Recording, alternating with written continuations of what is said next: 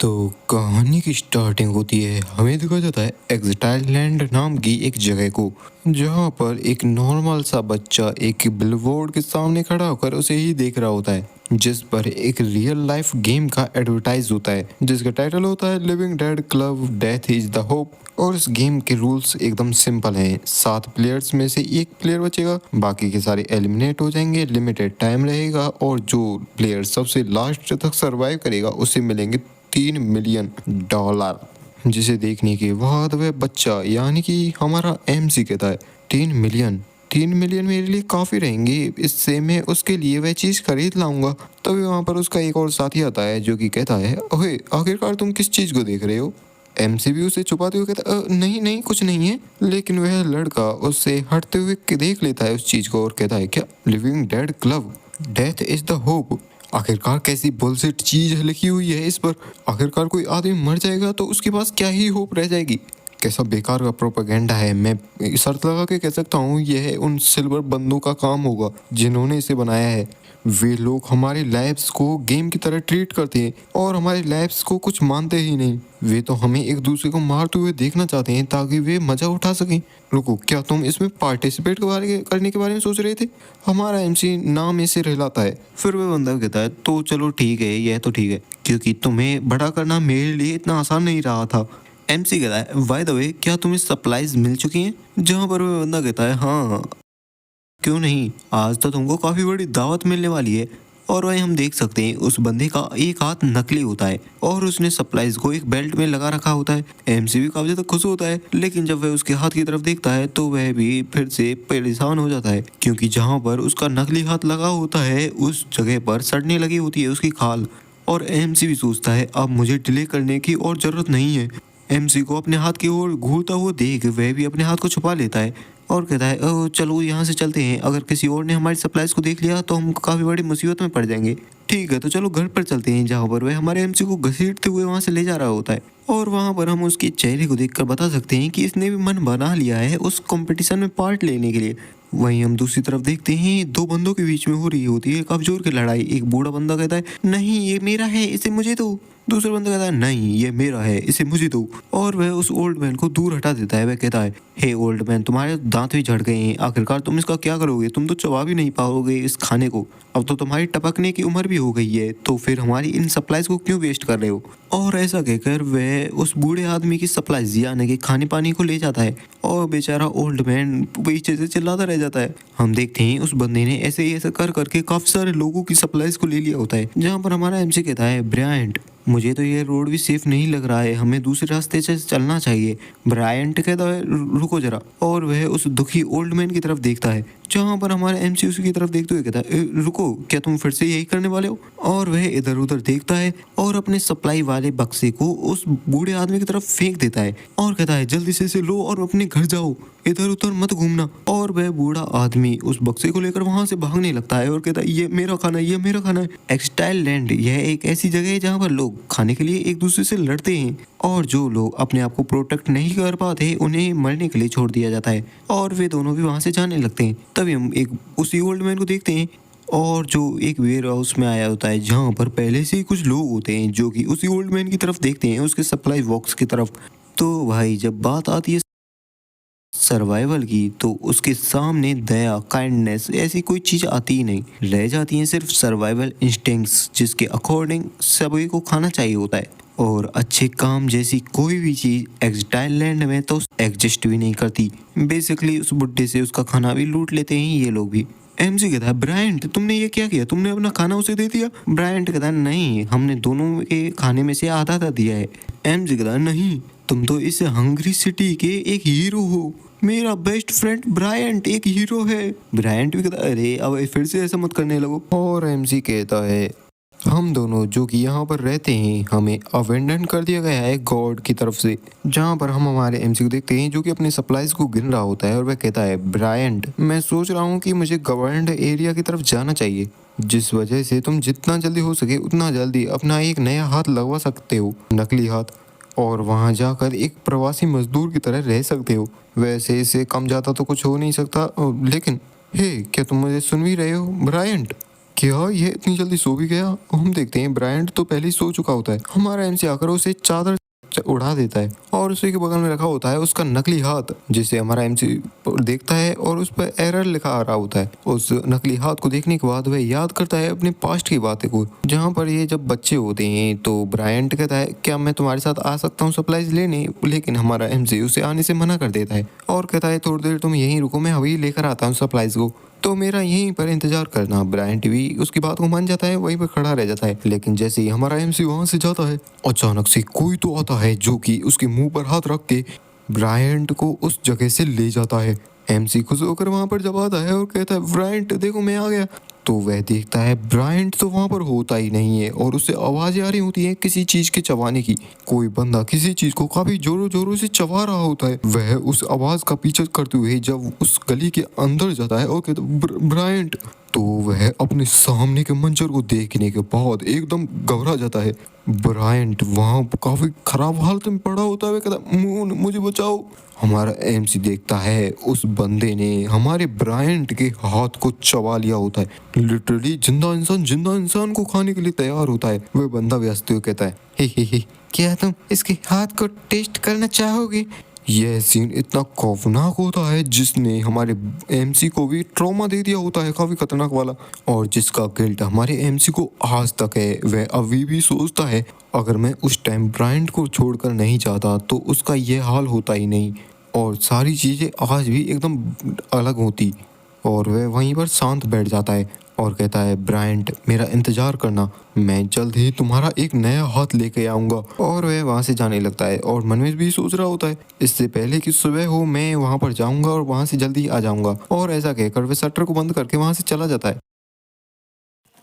इस वर्ल्ड को 3 पार्ट्स में डिवाइड किया गया है। पहला है हेवनली सिटी, दूसरा आता है गवर्नड एरिया और तीसरा एक्सटाइल लैंड, जहाँ पर सबसे बेकार बंदे रहते हैं। इस दुनिया में जो लड़का या लड़की 8 साल की उम्र का हो जाता है उसके पावर्स को मेजर किया जाता है मशीन्स के द्वारा और उनके पावर लेवल्स के अकॉर्डिंग उनके गलों में रिंग्स पहनाई जाती हैं जिनमें उनकी सारी पर्सनल इंफॉर्मेशन और उनके पावर लेवल्स की सारी जानकारी होती है। रिंग्स के कलर लोगों को 5 लेवल्स में डिवाइड करते हैं जो कि इस तरह हैं। सबसे ऊपर लेवल पर माना जाता है गोल्ड कलर जो कि सबसे ऊपर का लेवल है, सुपर लेवल।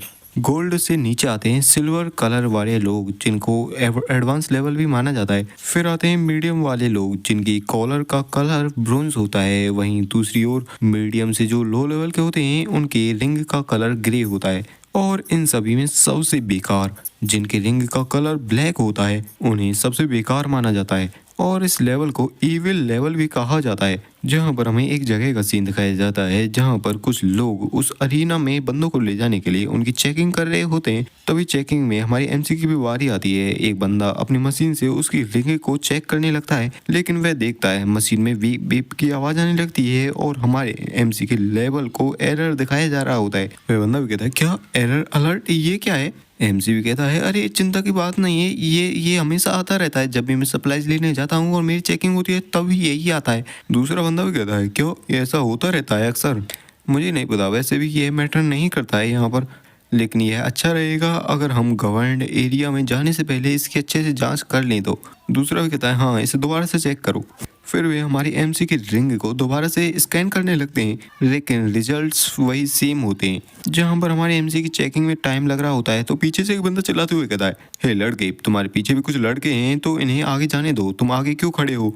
लेकिन हमारा एमसी उसे सीधा ही इग्नोर कर देता है। लेकिन वह बंदा काफी बदतमीज होता है जो कि सीधे ही हमारे एमसी के पीछे से थप्पड़ मार देता है और कहता है हे भैरे, मैं तुमसे बात कर रहा हूँ, तुम मुझे सुन क्यों नहीं रही? जहाँ पर साइड में कुछ बंदे और बैठे होते हैं जो कहते हैं आखिरकार ये चल क्या रहा है। हमारा एमसी भी काफी कोल्ड अंदाज में पीछे मुड़ के देखता है, जहाँ पर वह पीली शर्ट वाला लड़का कहता है हे बास्टर्ड, आखिरकार तुम मेरी तरफ ऐसा चेहरा बनाकर क्यों देख रहे हो? जहाँ पर हमारा एमसी इसे फिर से इग्नोर करते हुए कहता है हे प्लीज क्या आप मुझे फिर से स्कैन कर सकते हैं, मुझे भी इसमें पार्ट लेना। तभी हमारा एमसी कुछ नोटिस करता है जहां पर वह बंदा हमारे एमसी पर फिर से किक मारने की कोशिश करता है, लेकिन हमारा एमसी उसकी आने वाली किक को डॉज कर लेता है, जिससे बेचारे लड़के की तो टांगे ही चौड़ जाती हैं और पीछे खड़े बंदे तो उस पर हंस भी रहे होते।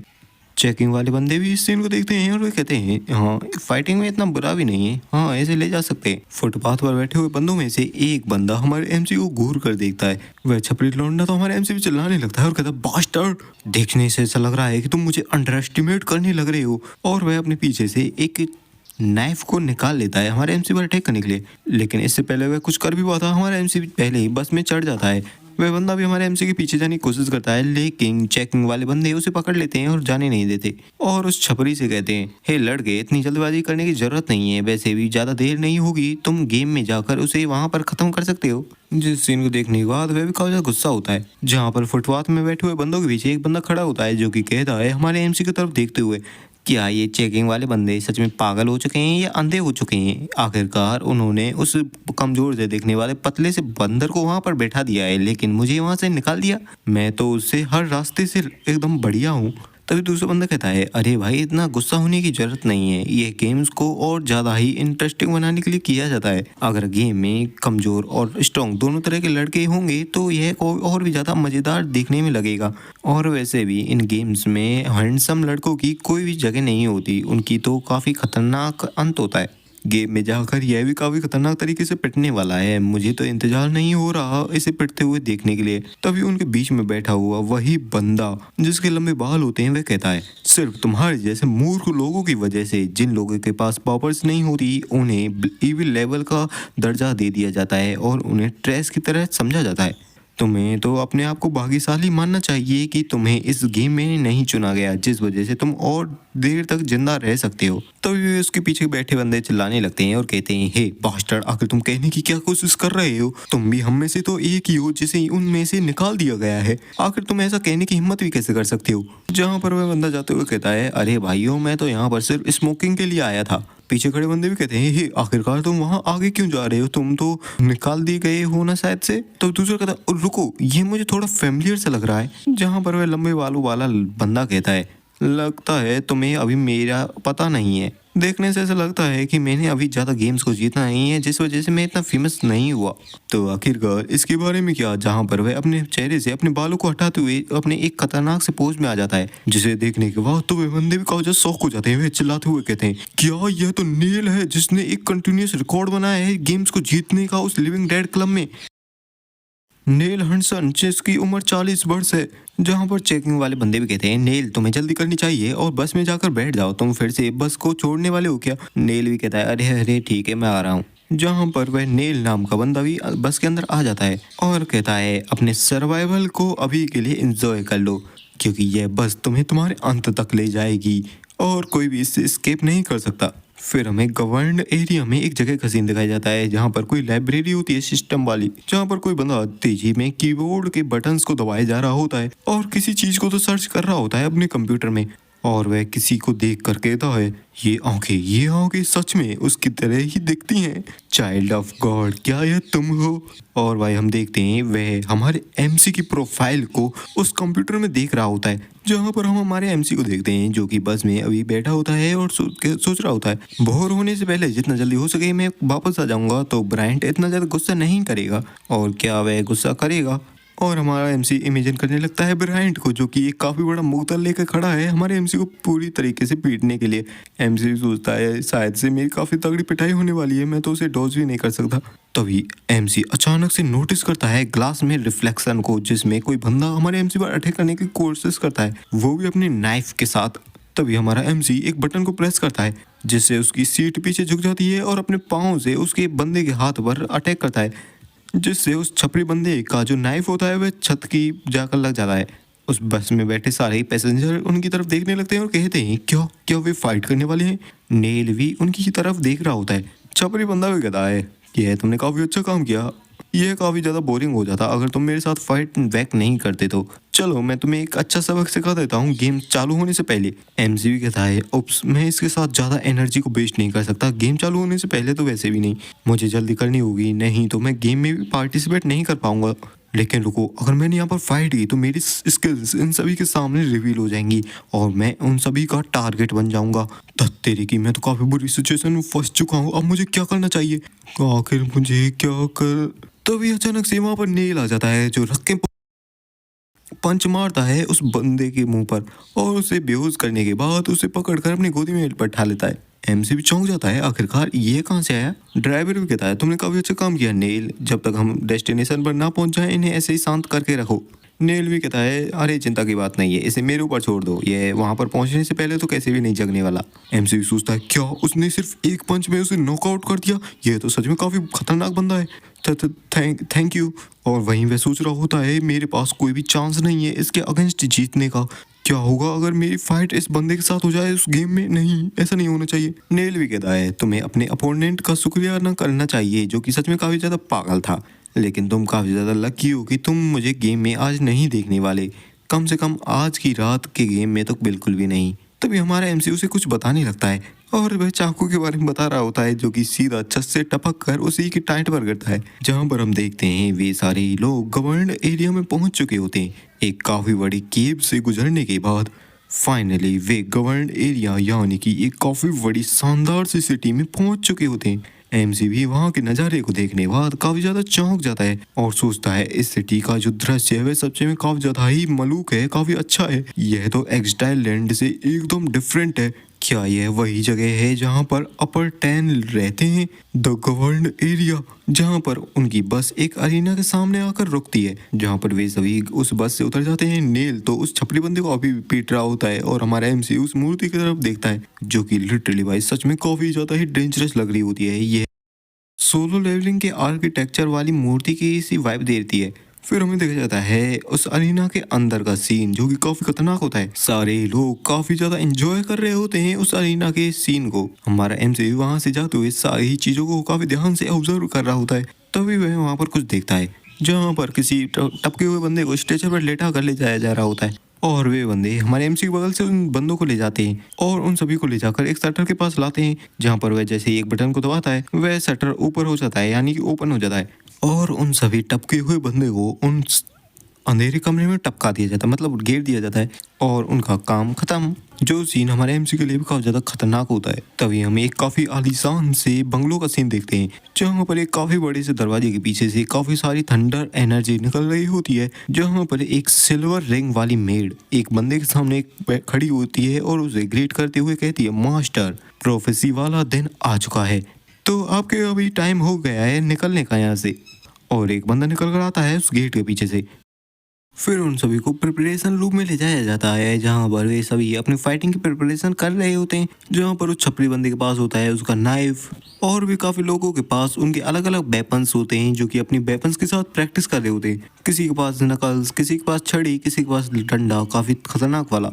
लेकिन बेचारा एमसी जिसके पास कुछ भी नहीं होता, ना ही कुछ वेपन ना ही कुछ और ऐसा इसलिए क्योंकि यहाँ पर 7 प्लेयर होते हैं जिनमें से सभी को नहीं मिल पाते वेपन्स, सिर्फ 6 प्लेयर्स को ही वेपन मिल पाते हैं और वेपन्स कुछ इस हिसाब से मिलते हैं जहाँ पर ऑडियंस को वोटिंग की जाती है, जहाँ पर ऑडियंस को लगता है कि यह बंदा जीत सकता है तो उस पर वे वोट करते हैं और जिन टॉप 6 बंदों की वोटिंग सबसे ज़्यादा होती है, मतलब जो बंदे टॉप 6 में आते हैं उनको सबसे पहले वेपन चुनने के लिए दिया जाता है। लेकिन जो 7th यानी कि सबसे लास्ट सबसे कम रेटिंग वाला बंदा होता है उसे कोई भी वेपन नहीं दिया जाता और इस तरीके से हमारे एमसी के पास कोई भी वेपन नहीं है क्योंकि उसे सिर्फ 1.2 की रेटिंग मिली होती है। और एमसी भी सोचता है आखिरकार किसी को हमारे मेरे जैसे एक कमजोर से बिना किसी वेपन के साथ वाले बंदे की क्या ही फर्क पड़ेगा, क्या ही परवाह होगी। कोई कैसे सोच भी कैसे सकता है कि मैं जीत भी सकता हूँ इस तरीके से। ज़्यादातर लोग सिर्फ हाई रेटिंग वाले बंदों पर ही फोकस करेंगे इस टाइम पर, जहाँ पर हमारे एमसी को नेल भी दिखता है, जहाँ पर हमारा एमसी नेल को देखते हुए कहता है यह बंदा सच में काफी ज्यादा पावरफुल है, मुझे इसके पास रहना चाहिए या दूर रहना चाहिए पता नहीं, लेकिन अगर ये एक्सटाइल लैंड में रहने के लिए चाहे तो इसके लिए कोई ज्यादा दिक्कत तो होगी नहीं। मैं सच में इससे काफी ज्यादा जेलस हूँ, लेकिन अभी मुझे अपने मैच पर फोकस करना चाहिए। तभी एक अजीब सा बंदा हमारे एमसी के काफी पास आते हुए कहता है हे क्या तुम नोएल को जानते हो, मैं तुमसे पूछ रहा हूँ नंबर 4 वाले बंदे। और यह वही बंदा होता है जिसकी बर्निंग परसेंटेज सबसे ज्यादा होती है और वह कहता है मैं तुमसे फिर से पूछता हूँ क्या तुम नेल को जानते हो। हमारा एमसी भी मना कर देता है।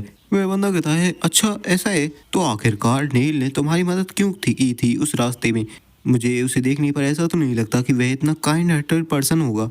हे लड़के, कहीं ऐसा तो नहीं कि तुम अपनी पावर्स को छुपा रहे हो? क्योंकि नील एक ऐसा बंदा है जो कि हमेशा पावरफुल लोगों के साथ ही दोस्ती करता है। एमसी भी कहता है, अरे ऐसा तुम्हें कैसे देखने से लग सकता है, मेरे पास तो कोई वेपन भी नहीं है। माहौल को और ज्यादा इंटेंस बनाते हुए वह बंदा कहता है, तुम्हारे लिए अच्छा होगा कि तुम झूठ ना बोलो, नहीं तो मैं तुम्हें टपका दूंगा। जहां पर उस बंदे ने हमारे एमसी पर गन भी तान दी होती है चुपके से।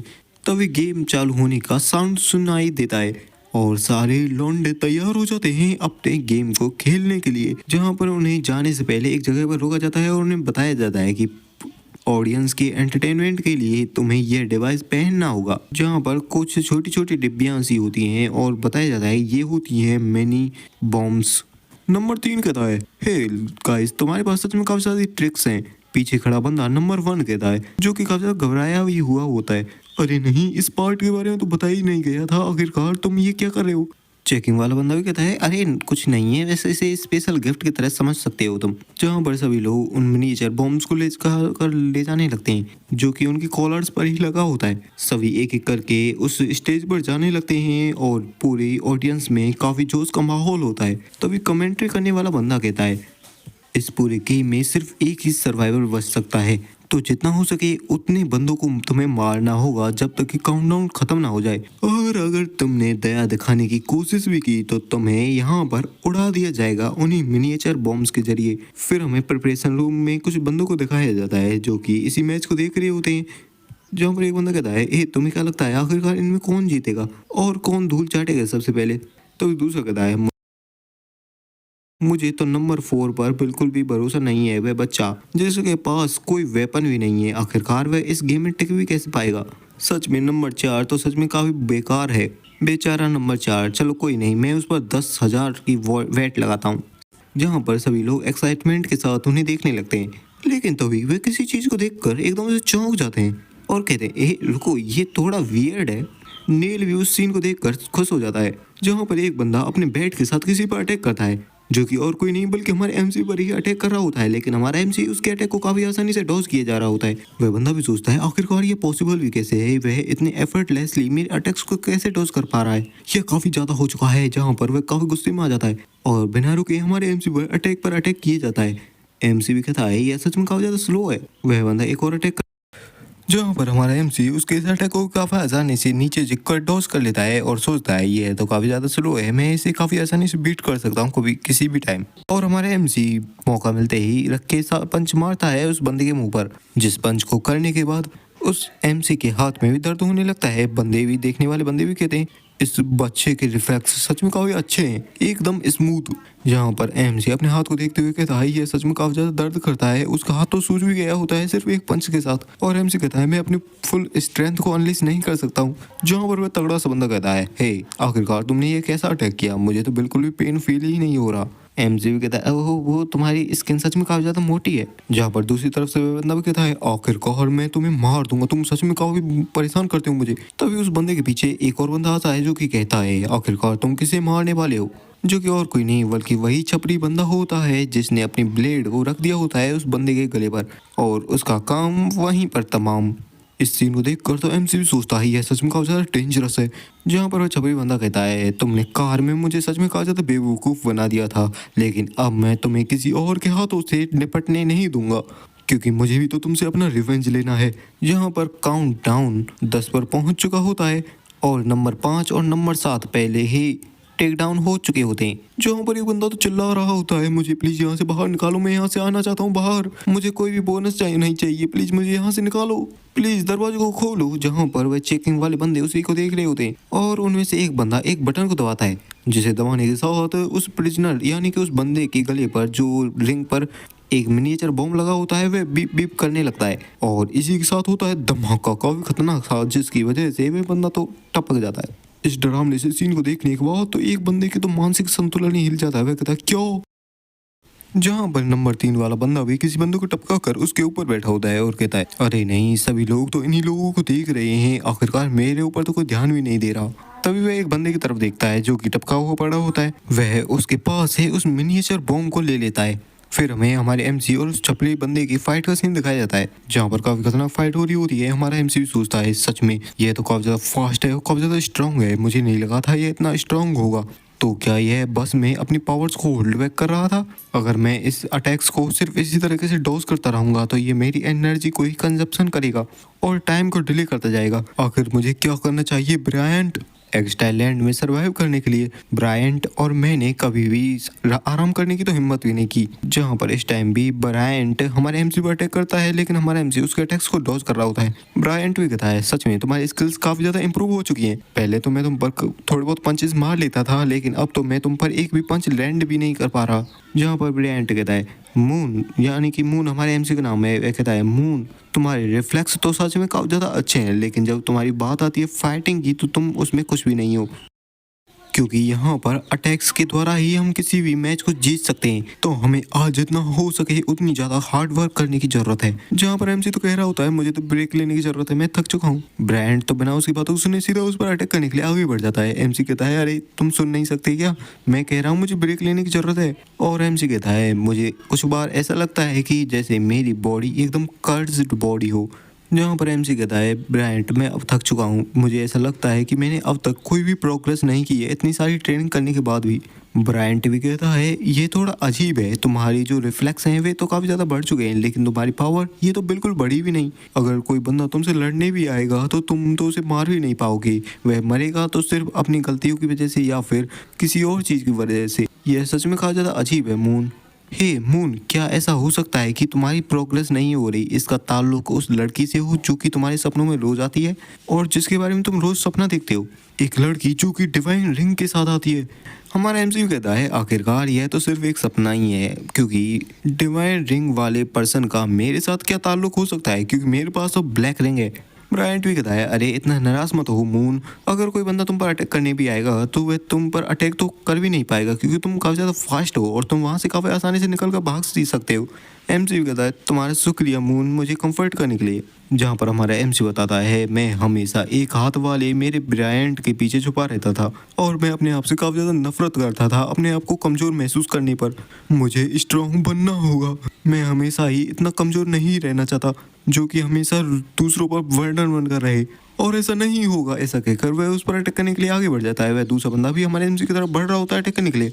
वह बंदा अपने नाइफ से हमारे एमसी पर अटैक करता है, लेकिन एमसी उसके हर हमले को नीचे होकर डॉज कर रहा होता है और सोचता है यह सच में काफी सारे मिस्टेक्स कर रहा है, मैं इस पर अटैक कर सकता हूँ। वह जैसे ही पंच मारने की ट्राई करता है वह बंदा हमारे एमसी के पंच को पकड़ लेता है और हंसते हुए कहता है आखिरकार इस पंच के साथ क्या गड़बड़ है, क्या तुम मुझ पर गुदगुदी करना चाहते हो?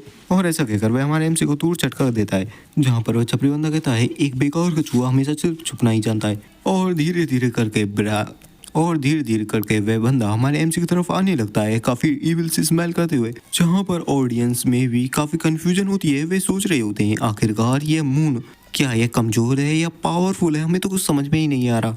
क्या ऐसा हो सकता है कि इसने कुछ ट्रिक्स से छुपा कर रखी हो इस पर अटैक करने के लिए? उसी फाइट सीन के बीच में हम किसी और जगह का सीन देखते हैं। हम सीन देखते हैं हमारे एमसी के उसी हाइड आउट का, जहाँ पर कोई तो आता है जो कि सीधा आकर नॉक नॉक करने लगता है गेट पर। जहाँ पर ब्रायंट भी जग जाता है और कहता है आखिरकार कौन है वह? मून, क्या यह तुम हो? और यह कोई बंदा होता है जिसका कलर होता है सिल्वर कलर। फिर से हम सीन देखते हैं उसी 3 नंबर वाले बंदे का, जिसने कोई चीज तो हमारे एमसी और उस बंदे के बीच में फेंकी होती है। जिस चीज को हमारा एमसी नोटिस कर लेता है, वह ड्रोन के पास कुछ ही चीज को तो देखता है जो कि और कुछ नहीं बल्कि होता है वही मिनी बॉम्ब, जिसे देखने के बाद तो एमसी का जो घबरा जाता है और नंबर 3 बिना देर किए उस बॉम्ब पर अपनी बंदूक से अटैक कर देता है, जिससे वहां पर काफी खतरनाक धमाका होता है। कमेंटेटर भी कहता है नंबर 3 तुम्हें शर्म आनी चाहिए। इसमें कोई भी आश्चर्य की बात नहीं है कि आखिरकार क्यों इसे सबसे ज़्यादा विनिंग परसेंटेज मिली थी। जहाँ पर हम देखते हैं उस छपरी बंदे की तो हालत काफ़ी ज़्यादा खराब हो जाती है, लेकिन हमारे एमसी ने टाइम रहते उस अटैक को डॉज कर लिया होता है। वह 3 नंबर भी सोच रहा होता है आखिरकार मैंने तो इसी पर एम करके अटैक किया था, लेकिन आखिरकार यह कैसे अवॉइड कर गया इस अटैक को? आखिरकार ये है तो है कौन? उस बॉम्ब का साउंड इतना खतरनाक होता है कि हमारे एमसी के भी कानों में दर्द हो चुका होता है। वह छपरी बंदा हमारे एमसी का पीछे छोड़कर उस 3 नंबर पर अटैक कर देता है और उस 3 नंबर की जो गन होती है वह हमारे एमसी के पास फिसलती हुई आ जाती है। उन दोनों की फाइट अभी भी काफी खतरनाक तरीके से चल रही होती है, लेकिन 3 नंबर उस छपरी बंदे को अपने नीचे ले आता है और उसके चाकू को पकड़ लेता है। छपरी वाला बंदा भी कहता है जल्दी से गन को उठाओ और जल्दी से इसे शूट करो, तुम क्या कर रहे हो? मैं जानता हूँ, प्लीज मुझे बचाओ, मैं तुम्हें जीतने दूंगा वे सारे रुपए $3 मिलियन। लेकिन 3 नंबर उसे और कुछ नहीं कहने देता और उसका काम वहीं 25 कर देता है और वह बंदा भी टाइम पहुंच जाता है। 3 नंबर भी कहता है अरे नहीं, थोड़ी बहुत गड़बड़ हो गई। लेकिन अगली बारी तो बैंग, सीधा गोली आती है और उस बंदे की सीने को छल्ली कर जाती है और अगला शॉट पड़ता है उसके मत्थे पर और उसकी सारी बॉडी पर। यह वही पागल बंदा होता है जो कि शुरुआत में तो काफी ज्यादा डर रहा होता है, लेकिन इस टाइम पर वह बिना रुके सामने वाले को टपकाया जा रहा होता है। अरीना में बैठे हुए सभी लोगों का दिल मानो सहम सा जाता है। उन्हें अब इस पूरे अरीना में सिर्फ 2 ही बंदे बचे होते हैं। तभी हम उस अरीना के बाहर का सीन देखते हैं जहां पर कोई बंदा तो आता है और ये वही थंडर पावर वाला बंदा होता है जो कि हमारे एमसी को उस बड़ी से लाइव ब्रॉडकास्ट में देखते हुए अपनी पावर्स को एक्टिवेट करने लगता है और कहता है ब्लैक रिंग तुम्हें मरना नहीं है। और ऐसा कहकर वह वहां के लाइट बल्ब्स को फोड़ने लगता है। पूरे शहर में जहाँ पर शांति भरा माहौल होता है वहां पर अचानक से उस बंदे की एनर्जी फैलने लगती है। अजीब सी तरीके से सारी लाइट बल्ब्स फूटने लगते हैं और पूरे शहर में मानो लाइट चली ही गई हो। और ये सारा काम इकलौते उसी बंदे का होता है। जहाँ पर हमारा एमसी उस बाकी के बचे हुए बंदे से कहता है, तभी हमारा एमसी कहता है उस बंदे से, हे लड़के सुनो, मैं तुम्हें रुपयों को नहीं ले जाने दे सकता। तभी वह बंदा भी कहता है, हे आखिरकार तुम कह क्या रहे हो, मेरे पास गन है और इस अरीना में हम सिर्फ 2 ही बंदे बचे हैं। आखिरकार बिना किसी वेपन के साथ तुम मुझे हराओगे कैसे, क्या उस फिस्ट के साथ? एमसी सोचता है चाहे मेरे पास विनिंग का कोई भी चांस ना बचा हो लेकिन फिर भी मैं गिव अप नहीं कर सकता। कमेंटेटर भी कहता है नंबर 4 स्ट्रगल कर रहा है। वह बंदा भी कहता है तुम्हारा गेम खत्म हुआ अच्छे, और ऐसा कहकर वह फायर कर देता है। हम देखते हैं हमारे एमसी को जो कि शांत होकर एक काफी गहरी सांस लेता है। वह बुलेट को अपनी तरफ आता हुआ फील कर पा रहा होता है और अचानक से उस बुलेट को टॉस कर लेता है। जिस सीन को देखने के बाद तो उस बंदे की सिट्टी पिट्टी गुल हो जाती है। वह सोचता क्या बुलेट को टॉस कर दिया। वह बंदा भी कहता है क्या तुमने बुलेट को कैसे टॉस कर दिया, क्या तुम सच में एक ब्लैक रिंग वाले बंदे ही हो ना? यह इम्पॉसिबल है, हम सच में काफी लो लेवल के बंदे हैं, हमारे लिए ये करना एकदम इम्पॉसिबल है। एमसी भी धीरे से कहता है मुझे बेहोश होने का सा महसूस हो रहा है लेकिन मुझे होल्ड ऑन करना होगा।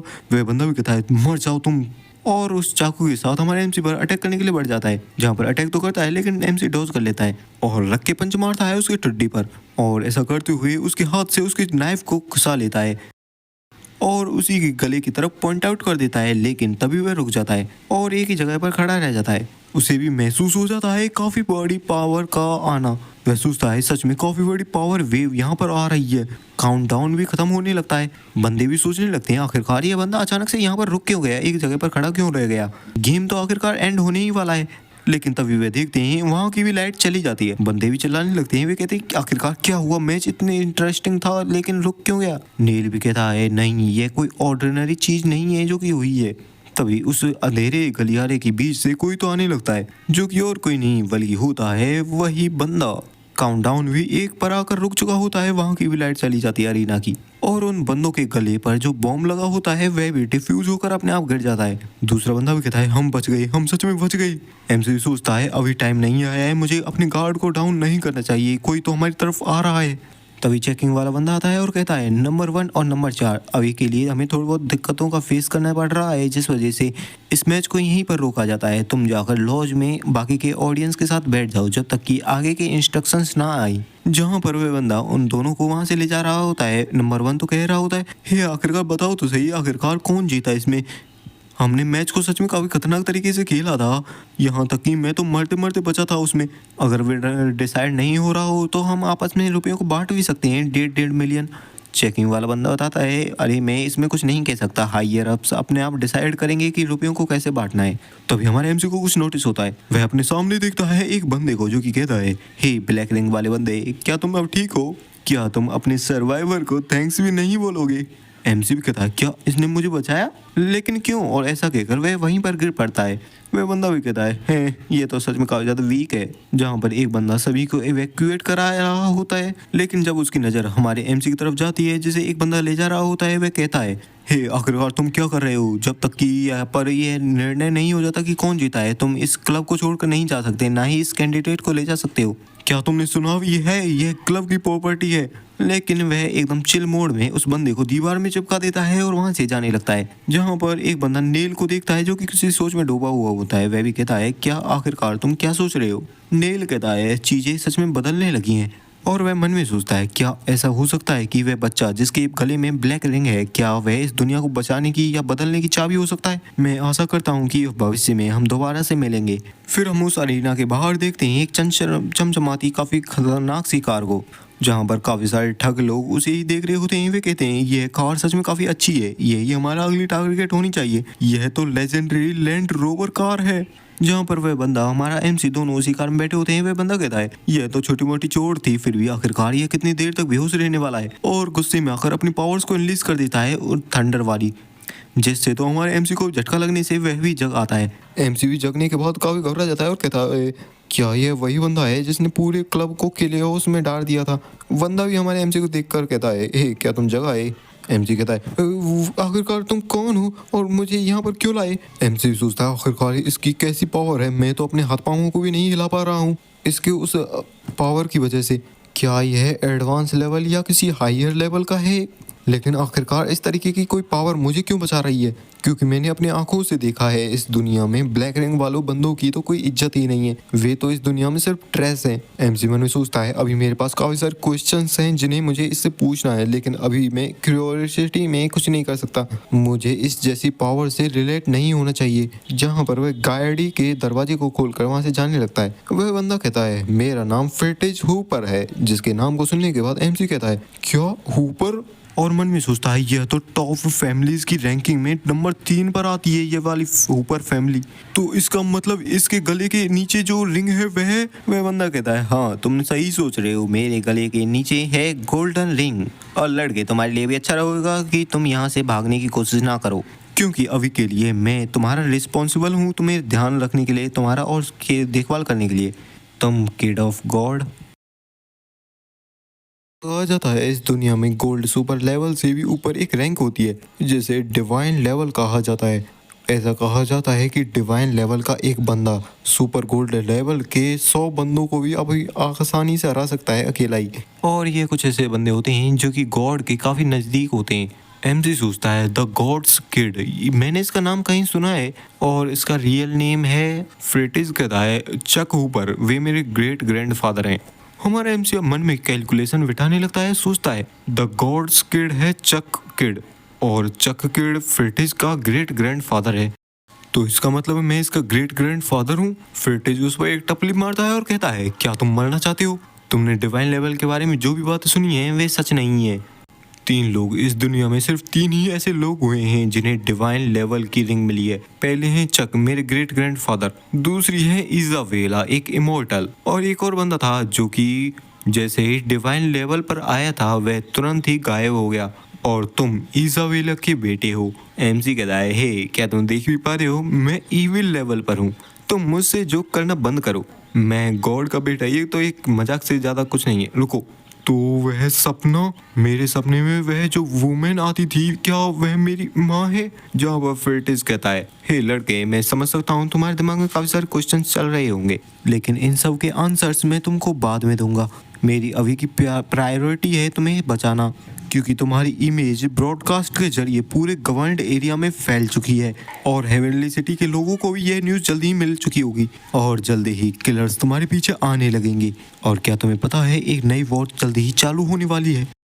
ऐसा कहकर वे दोनों वहाँ से निकल जाते हैं। फ्रिटिज भी हमारे एमसी को देखता है जो कि शांत पड़ा होता है। वह सोचता है हाँ रियलिटी को एक्सेप्ट करना इतना भी आसान नहीं है, और वह हमारे एमसी से भी ऐसा ही कहता है कि रियलिटी को सच में फेस करना इतना आसान नहीं है। एमसी कहता है हाँ क्योंकि मुझे रुपयों की ज़रूरत है। फ्रिटिज कहता है क्या रुपयों की। एमसी कहता है हाँ मुझे वहाँ ले चलो, जहाँ पर वे एक दुकान के बाहर आए होते हैं जहाँ पर सेकंड हैंड पार्ट्स मिलते हैं। जहाँ पर वो दुकान के अंदर बैठा हुआ बूढ़ा मैन कहता है हे लड़के तुम फिर से आ गए, क्या तुम इस बार रुपए लेकर आए हो या फिर खाली हाथ। जहाँ पर उसकी बातों को सुनकर हमारा एमसी फ्रिटिज की तरफ देखने लगता है। फ्रिटिज कहता है हे आखिरकार तुम मेरी तरफ ऐसे घूर कर क्यों देख रहे हो, मैं रुपए थोड़ी हूँ। एमसी कहता है हाँ हाँ तुम ही तो कह रहे थे कि आज तुम्हारी बारी है मुझे एस्कॉर्ट करने की और मेरे ध्यान रखने के लिए मेरी रिस्पॉन्सिबिलिटी लेने की। फ्रिटिज भी देखता है कि उसके पास कोई भी रास्ता नहीं, तो वह भी कहता है ठीक है तो इसे सबसे अच्छा वाला दे दो। फिर हमारा एमसी बताने लगता है मेरे पास एक दोस्त है जो कि मेरे साथ ही बड़ा हुआ था। वह मीडियम लेवल से थोड़ा नीचे लेवल का है। वैसे तो उसे एक्सटाइल लैंड में रुकने की कोई भी जरूरत नहीं थी, लेकिन वह मेरी वजह से वहां पर रुका रहा। अब तक वह इस बात का बहाना बनाते हुए कि मेरा हाथ अभी खराब है, इस वजह से मैं वहां नहीं जा सकता गवर्नमेंट एरिया में, और इसी वजह से मैं इस मैच को भी जीतना चाहता था ताकि मैं रुपयों को जीतने के बाद ब्रायंट के लिए उसके लिए एक नया हाथ लेकर जाऊं। फ्रिटिज भी मन में सोचता है, हे लड़के, क्या तुम्हें पता भी है आखिरकार तुम्हारे इस मैच को खेलने के बाद कितने लोगों की जिंदगियां बदलने वाली हैं। जहां पर वे उस नकली हाथ को लेकर दुकान से बाहर आ चुके होते हैं। फ्रिटिज भी कहता है, हे लड़के, मैं तुम्हें फिर से बता दूं कि तुम्हारे पीछे तुम्हारे काफी सारे दुश्मन लगे पड़े हैं, तो तुम्हारे चाहने वालों के लिए यही अच्छा रहेगा कि तुम उन्हें छोड़कर दूर चले जाओ कहीं। एमसी कहता है, क्या यह ठीक नहीं रहेगा कि मैं थोड़ा ब्रायंट से बात कर लूँ उसे छोड़कर जाने से पहले, और मेरे पास भी काफ़ी सारे क्वेश्चंस हैं जो कि मुझे तुमसे पूछने हैं। जहाँ पर वे अपने हाइड आउट की तरफ पहुँच चुके होते हैं। फ्रिटिज कहता है, अभी के लिए तो मैं कार में बैठा हूँ, तुम जाकर बात कराओ। वह जाते हुए भी सोच रहा होता है, सच में ब्रायंट सच में काफ़ी ज़्यादा गुस्सा होगा मुझे देखने के बाद और कहेगा कि तुम बाहर क्यों गए थे, लेकिन कोई बात नहीं, मुझे तो उसकी काम की चीज़ मिल ही गई ना। लेकिन रुको, अभी यह चिंता करने का टाइम नहीं है। अभी तो मुझे जाकर ब्रायंट को मेरी आइडेंटिटी के बारे में बताना है और सुपर लेवल के बारे में भी। उसका चेहरा देखने वाला होगा आखिरकार जब वह इस सारी चीज़ों के बारे में सुनेगा, और इसके लिए तो मैं वेट भी नहीं कर सकता आखिरकार उसके रिएक्शन कैसा होगा। ब्रायंट जल्दी जगो, मैं देखो मैं तुम्हारे लिए क्या लेकर आया हूँ। तुम्हें तो इसके बारे में कभी सोचा भी नहीं होगा।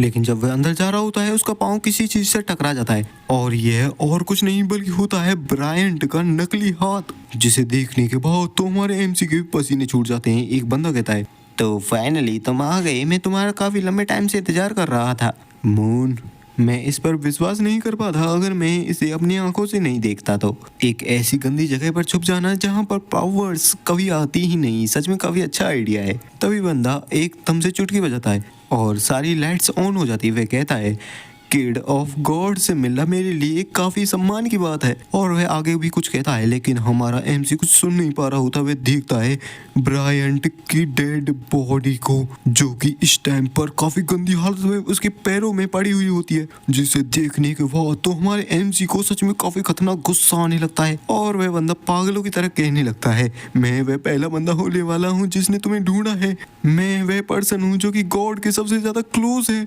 ब्रायंट की ऐसी हालत को देखने के बाद तो हमारे एमसी की भी सांसें अटक चुकी होती हैं। उसके हाथ से उसका वह बैग भी नीचे गिर पड़ता है और वह बंदा तो अलग ही ईविल वाली हंसी हंसने लगता है। वह बंदा देखता है कि हमारा एमसी ब्रायंट की तरफ ही घूरे जा रहा है, तो वह कहता है, ओह ये बंदा, क्या ये तुम्हारा कोई जानने पहचानने वाला है? जहाँ पर हमारा एमसी भागते हुए ब्रायंट के पास आता है और उसके पास आकर रोकने लगता है और कहता है, ब्रायंट प्लीज जगाओ, प्लीज जग जाओ।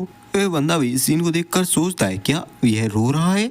सच में ये तो अनबिलीवेबल है। ये रो भी किसके लिए रहा है? सिर्फ इस गुड फॉर नथिंग के लिए? हे लूजर, तुम गॉड के बच्चे हो ना, डिजर्व ही नहीं करते। और ऐसा कहकर वह हमारे एमसी पर अटैक कर देता है। यह अटैक इतना खतरनाक होता है कि हमारा एमसी भी दीवार में जाकर भिड़ जाता है और काफी खतरनाक चोट लगती है उसे।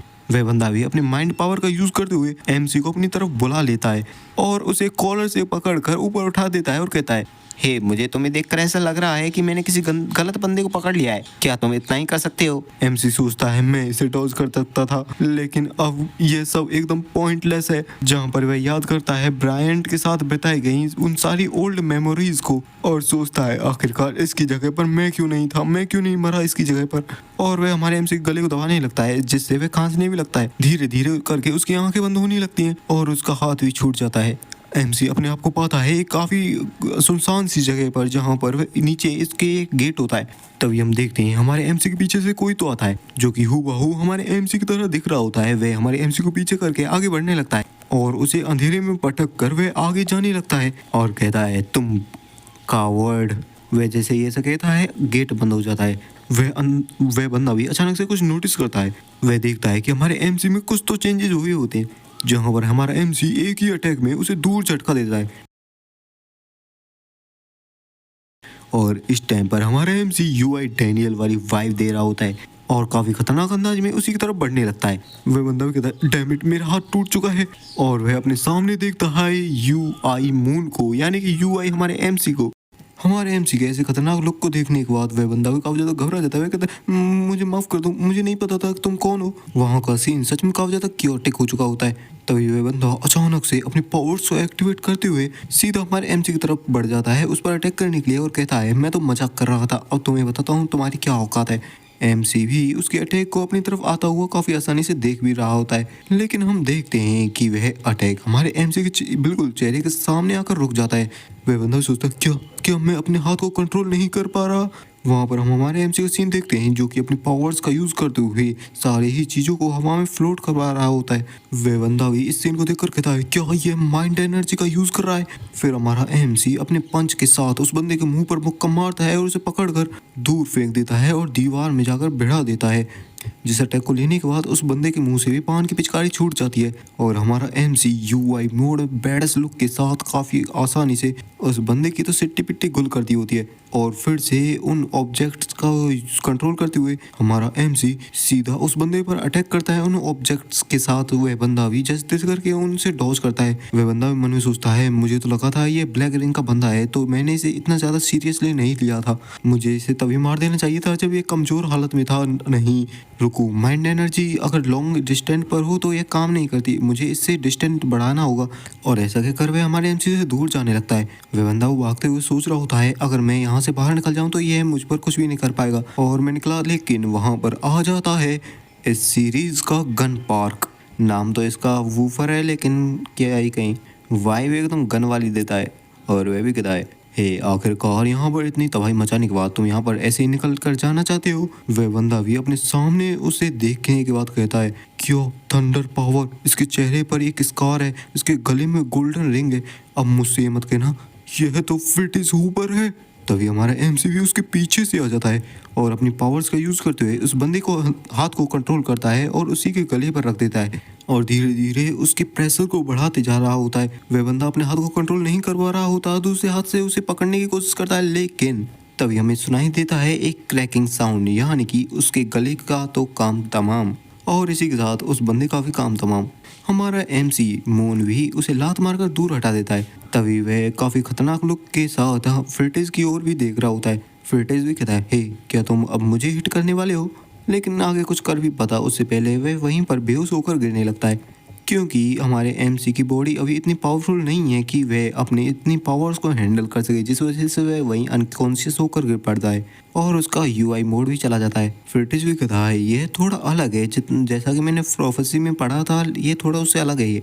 फिर हम कुछ टाइम बाद का सीन देखते हैं जहाँ पर मून को होश आ चुका होता है। वह उठते ही कहता है, ब्रायंट, जहाँ पर वह अपने बगल में देखता है कपड़े से ढकी हुई ब्रायंट की डेड बॉडी को, और गेट पर फिटिस खड़ा होता है जो कि हमारे एमसी को देखकर कहता है, ओह तुम जग आए। एमसी उसकी बातों को ध्यान नहीं देता और जैसे तैसे चलकर सीधा ब्रायंट के पास आता है और उसे पकड़कर रोने लगता है। वह सही से खड़ा भी नहीं हो पाता, जिस वजह से वह जमीन पर गिर जाता है ब्रायंट को लेकर। उसकी ऐसी बेकार हालत को देखने के बाद तो वह भी कुछ नहीं कह पाता, और मून हमारे ब्रायंट की बॉडी को लेकर बाहर जाने लगता है। भाई जैसे दोस्त को खोने का जो दर्द होता है वह कुछ ऐसा होता है जिसे शब्दों में बयां नहीं किया जा सकता, और कुछ वैसा ही दर्द वो हमारे एमसी के दिल पर बीत रहा है। फिर हमें नेक्स्ट सीन में दिखाया जाता है जहां पर हमारा एमसी अंतिम बार अपने दोस्त को देख रहा होता है, और वह देखता है आखिरकार समय की ये रेत सच में कैसे जल्दी ही जल्दी फिसलती जाती है, कैसे एक हंसता खिलता प्यारा दोस्त उससे बिछड़ गया और समय की इस रेत में दफन हो गया। यह मोमेंट हमारे एमसी के लिए काफ़ी हार्ट ब्रेकिंग होता है। सो ऐसी शाम हो जाती है लेकिन हमारा एमसी वहाँ से हिलता भी नहीं, वह अभी भी उसी गम में बैठा होता है। तभी उसे एक आवाज़ सुनाई देती है जहाँ पर कोई उससे कहता है, हे आखिरकार तुम इस चेहरे को ऐसे कितनी देर तक बनाए रखने वाले हो, अपने स्पिरिट को अप करो लड़के। और ये और कोई नहीं बल्कि होता है ब्रायंट, बेसिकली उसका इल्यूजन, जो कि साथ ही साथ गायब भी हो जाता है। हमारा एमसी उसे देखकर फूट फूट कर रोने लगता है। कुछ पल के लिए उसे ऐसा लगता है कि इस दुनिया में वह अकेला रह गया है। कुछ टाइम बीत जाता है, फिर वह हमारे फ्रिटेज के पास आता है और कार के शीशे पर नॉक नॉक करने लगता है। फ्रिटेज उसकी आंखों को देखने के बाद कहता है, हे देखने से ऐसा लग रहा है कि तुम सच में काफी ज्यादा ही रोए हो आज। जहाँ पर एमसी कहता है, ब्रायंट मेरी वजह से मारा गया। जहाँ पर फ्रिटेज भी कहता है, हाँ लड़के, मैं तुम्हें झूठी बातों को बताकर दिलासा नहीं देना चाहता, लेकिन तुम्हारे पास भी तुम्हारे भाग्य को चुनने का कोई राइट नहीं है, और वैसे भी यह सही टाइम नहीं है अपने आप को ब्लेम करने का, क्योंकि आगे चलकर फ्यूचर में भी ऐसी सिमिलर चीज़ें होने वाली हैं तुम्हारे साथ। अगर तुम चाहते हो कि वे चीज़ें तुम्हारे साथ ना हो तो तुम्हें स्ट्रांग बनना होगा। तो लड़के अपने आप को मजबूत बनाने पर ध्यान दो ताकि तुम अपना और दूसरों का भी भाग्य बदल सको। तो बेकार की बातें बहुत हो रही, चलो अंदर कार में बैठ जाओ। फिर लास्ट टाइम वह अपने घर को देखने लगता है जहाँ पर वह बच्चे यानी कि अपने और ब्रायंट के चाइल्डहुड को देख रहा होता है, जो कि बचपन का यह सीन सच में काफ़ी प्यारा होता है जहाँ पर बचपन वाले ब्रायंट और हमारा मून हमारे एमसी की तरफ देखकर बाय बाय करने लगते हैं। इन बातों को देखने के बाद हमारा एमसी भी वहाँ से मुड़कर जाने लगता है और लास्ट टाइम ब्रायंट को बाय बाय करता है और वहाँ से चला जाता है। और इसी के साथ यह चैप्टर यहीं एंड होता है। वीडियो को लाइक चैनल सब्सक्राइब कर देना फॉर नेक्स्ट चैप्टर, जिसे मैं जल्दी से जल्दी लाने का ट्राई करूँगा अगर आप 100 लाइक्स कंप्लीट करवा दो इस एपिसोड पर। Thanks for watching.